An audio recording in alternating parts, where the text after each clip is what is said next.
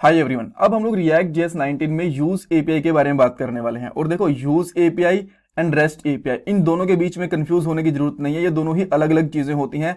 इनका यूज, इनका पर्पस सब कुछ अलग होता है। इस पार्ट के अंदर आपको दोनों के बारे में डिटेल में पता चल जाएगा कि क्या इनमें एक्चुअल डिफरेंस होता है और कहाँ पे यूज एपीआई यूज होती है और कहाँ पे रेस्ट एपीआई यूज होती है। कुछ और चीजें भी बता देता हूँ। यूज एपीआई रिएक्ट 18 के अंदर भी अवेलेबल थी, बट उस टाइम पे स्टेबल नहीं थी। अब रिएक्ट 19 के अंदर रिएक्ट की टीम ने यूज एपीआई को स्टेबल कर दिया है, बिकॉज बहुत से लोगों ने इसको यूज करके देखा होगा और उनको इसमें कुछ बग्स वगैरह नहीं मिले, तो उनको लगता है कि ठीक है, अब इसको जो नॉर्मल डेवलपर्स हैं, जो प्रोजेक्ट वगैरह बनाते हैं, वो भी आराम से यूज कर सकते हैं। सही से काम कर रही है। और कुछ लोग इस यूज को ना हुक बोलते हैं। ये बेसिकली एक हुक नहीं है रिएक्ट में, ये है एपीआई। ये मल्टीपर्पज है, इसके साथ आप लोग बहुत सारे काम कर सकते हो अलग अलग तरीके के। सो ये एक एपीआई है, एक प्रॉपर अलग से फीचर है। इसको आप लोग हुक कहने की गलती मत करना। इवन बहुत से लोग इसको हुक ही कह रहे हैं। और अब पॉइंट्स की बात कर लेते हैं। सबसे पहले मैं आपको बताऊंगा यूज एपीआई ये है क्या, इसका पर्पज क्या है, ये कैसे काम करती है। इसके एग्जाम्पल देखेंगे एक्चुअल रेस्ट एपीआई के साथ में। अभी तक अगर आपको कुछ एग्जाम्पल आपने देखे होंगे ना, तो वो सेट टाइम आउट वगैरह के साथ देखने को मिल जाएंगे आपको, मे बी यूट्यूब के ट्यूटोरियल्स में या फिर जो दूसरे आर्टिकल्स वगैरह हैं वहां पे सेट टाइम आउट वगैरह यूज करके दिखा रहा होगा। बट यहाँ पे हम लोग एक्चुअल एपीआई का यूज करके देखेंगे। और मैं आपको ये भी दिखाऊंगा कि एक्चुअल में सही इसका यूज करने का तरीका है क्या। अगर आप लोग इसको गलत तरीके से यूज करोगे ना, तो आपकी री रेंडरिंग बढ़ सकती है, राइट। और री रेंडरिंग को कम करने के लिए आपको क्या करना है, यहाँ पे आपको पता चलेगा। और लास्ट में कुछ इंपॉर्टेंट इंटरव्यू क्वेश्चंस भी डिस्कस करने वाले हैं रिलेटेड टू यूज एपीआई। ये हमारे रिएक्ट जेएस 19 की प्लेलिस्ट है हिंदी में, जो आपकी डेफिनेटली हेल्प करने वाली है रिएक्ट जेएस की जो प्रोजेक्ट इंटरव्यूज में। सो पूरी प्लेलिस्ट देखना, लिंक आपको डिस्क्रिप्शन बॉक्स में मिल जाएगा। अब चलते हैं पहले क्वेश्चन पे। यूज एपीआई है क्या। देखो, ये एक न्यू फीचर है रिएक्ट 19 के अंदर। जैसे मैंने आपको बताया 18 के अंदर भी अवेलेबल था, बट स्टेबल हुआ है रिएक्ट 19 में, तो मैं इसको भी के लिए रिएक्ट 19 का ही फीचर बोलूंगा। और ये बेसिकली एपीआई है ना, ये प्रोमिसेस को हैंडल कर सकती है और जो प्रोमिस के अंदर डाटा होता है उसको रिटर्न करेगी। आपको इसमें इसको एज अ फंक्शन यूज करना होता है। जैसे फंक्शन होता है ना ब्रेसेस लगा के, ऐसे यूज करना होता है, भी यूज करके दिखाऊंगा। और इसके अंदर आप प्रोमिस पास करोगे और जैसे ही इसमें प्रोमिस पास करोगे तो ये आपको डाटा रिटर्न करके देगी, जो भी प्रोमिस के अंदर होता है। यानी कि प्रोमिस को रिजोल्व कर सकती है, उसको हैंडल कर सकती है। आफ्टर दैट, जब भी आप लोग यूज एपीआई यूज करोगे ना, तो आपको सस्पेंस का भी यूज करना पड़ेगा। अगर आप सस्पेंस का यूज नहीं करोगे तो मे बी आपकी एप्लीकेशन है वो इनफाइनाइट लूप के अंदर भी जा सकती है। और जो ये यूज एपीआई है, प्रोमिस हैंडलिंग के अलावा इसके कुछ और काम भी हैं, जैसे कि कंटेक्स्ट एपीआई को भी हैंडल कर सकती है ये, ऑलराइट। और जो ये यूज एपीआई है, ये री रेंडरिंग को रिड्यूस करती है। और जो हम लोग यूज इफेक्ट यूज करते थे ना पहले एपीआई को कॉल करने के लिए, उससे थोड़ी बेटर है, आपकी एप्लीकेशन की परफॉर्मेंस को बेटर कर सकते हैं। मैंने यहाँ पे री रीडिंग कर दिया, ये बेसिकली री रेंडरिंग होगा। मैं इसको ठीक कर लेता हूँ, ऑलराइट। सो इसके साथ हम लोग प्रोमिसेस को हैंडल कर सकते हैं, डाटा वहां से मिल जाएगा, और इससे कंटेक्स्ट एपीआई को भी हैंडल कर सकते हैं। और कंटेक्स्ट एपीआई को हैंडल करना इजी है इसके साथ।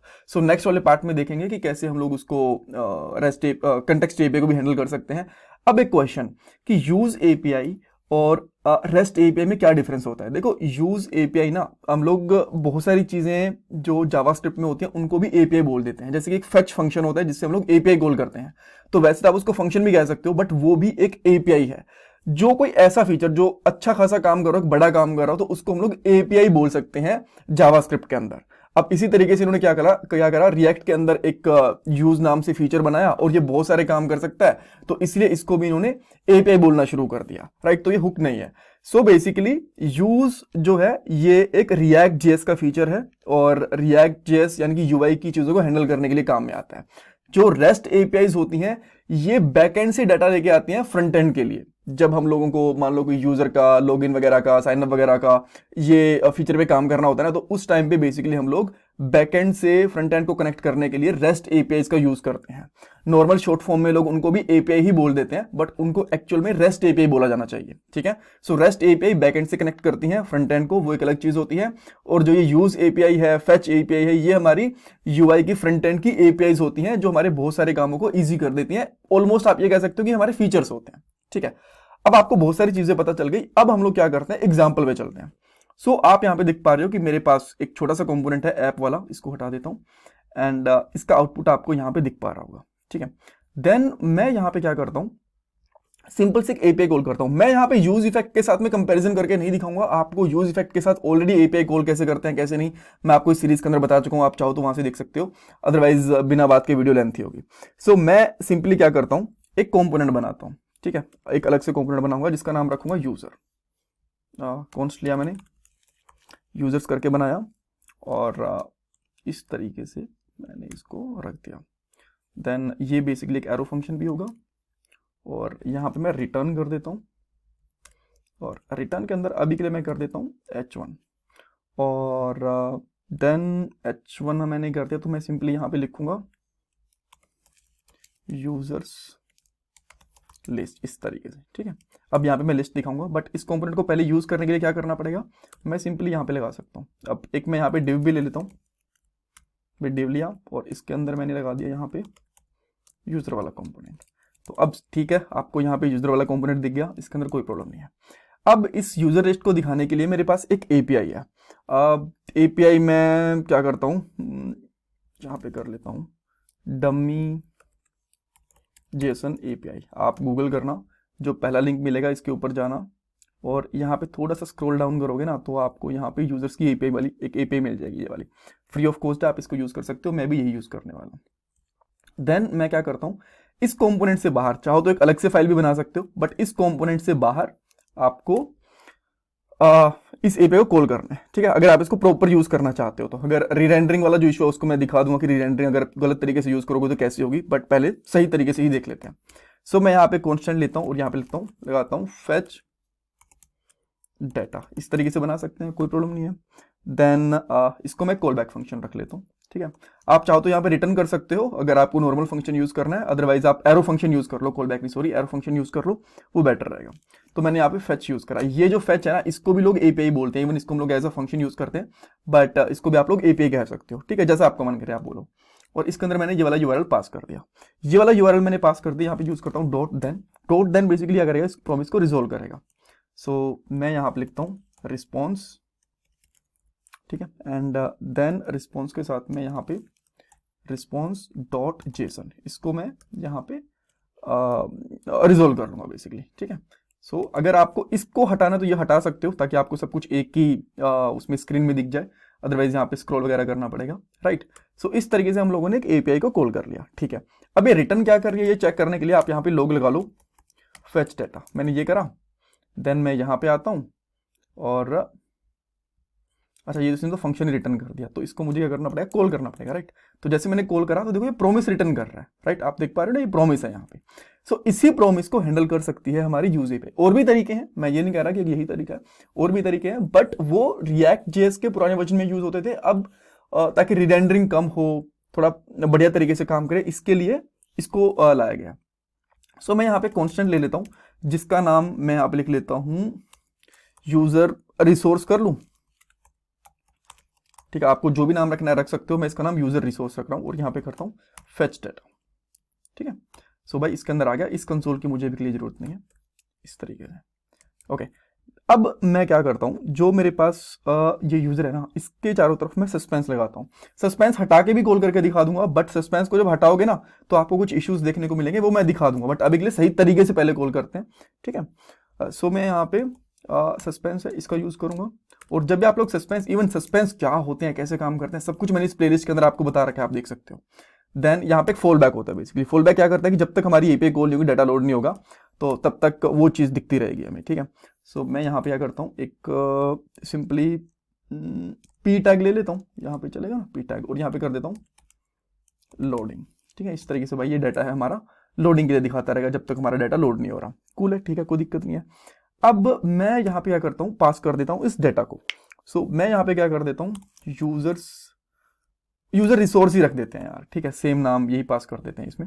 ये मैंने एज आप कह सकते हो कि प्रोप्स डेटा पास कर दिया। अब ये मुझे डाटा कहाँ मिलेगा, इसके अंदर मिलेगा। सो इसके अंदर मैं सिंपली क्या इसका चाहूँ तो कुछ और नाम भी रख सकता हूँ, मैं यहाँ पे डाटा रखूंगा तो भी चलेगा, बट मैं इसका नाम यूजर रिसोर्स ही रखता हूँ, इसी तरीके से गेट करता हूँ, ठीक है। देन एक बार के लिए मैं यहाँ पे लॉग भी करवा के देखता हूँ कि सब कुछ ठीक से काम कर रहा है कि नहीं कर रहा। यहाँ पे आता हूँ, लाइन नंबर 21 पे मैंने वो लगाया है, कंसोल लगाया है, मैं इसको रिफ्रेश करूंगा, 21 पे भी मुझे प्रॉमिस ही मिल रहा है, इसके अंदर कोई दिक्कत नहीं है। अब यहां चीज आती है कि मैं यहाँ पे लूंगा एक कॉन्स्ट ले लेता हूँ और यहाँ पे लेता हूँ यूजर डाटा और यहाँ पे लूंगा यूज एपीआई। अब यूज करूंगा मैं इसका और इसको कहाँ लगाऊंगा, प्रोमिस के ऊपर जो हमारा, यानी कि इसको एज अ फंक्शन यूज करना है और उसमें प्रोमिस पास कर देना जो भी हमें रिजोल्व करना है, जिससे भी हमें डाटा चाहिए। हमें पता है कि इसके अंदर डाटा है। अब कैसे पता, बिकॉज यहाँ पे देखो, इस तरीके से देखो आप, यहाँ पे डाटा हमें आ रहा है, यूजर वाली एपीआई से मिल रहा है, ठीक है, बट अभी यहाँ पे हमें प्रोमिस दिख रहा है। हमें ये पता है कि डाटा तो है, बट इसको जब हम लोग निकालेंगे तो प्रोमिस दिखेगा पहले, देन उसको रिजोल्व करना पड़ेगा, राइट। सो इसको कंसोल को आप चाहो तो हटा सकते हो। अब जो ये डाटा है इसको एक बार के लिए लॉक करवा के देखो कि हमें इसमें क्या मिल रहा है। एक बार चेक करते हैं, इसको रिफ्रेश करूंगा, देन यहां पे आऊंगा एंड देयर वी गो, ये हमें मिल गया डाटा। अब इसके अंदर यूजर्स का डाटा है, आप देख पा रहे हो, राइट। तो मैं यहाँ पे क्या करूंगा, डॉट यूजर्स करूंगा तो मुझे सारे के सारे यूजर्स मिल जाएंगे। यहाँ पे ये मिल गया 30 यूजर्स।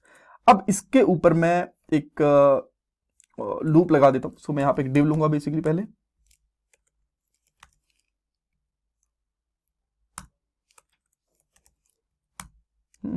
देन इसमें क्या करूंगा, हाँ ये चीज ले ली, एंड देन मैं यहाँ पे लूंगा यूजर्स डाटा डॉट यूजर्स, ठीक है। यहाँ पे यूजर्स लिए मैंने, या फिर अगर आप एक वेरिएबल लेना चाहो तो यहाँ पे भी चेक कर सकते हो, कोई प्रॉब्लम नहीं है। और यहाँ पे क्वेश्चन मार्क भी लगा दो अगर ये अनडिफाइंड होता है तो डॉट मैप, ये मैंने यूज कर लिया।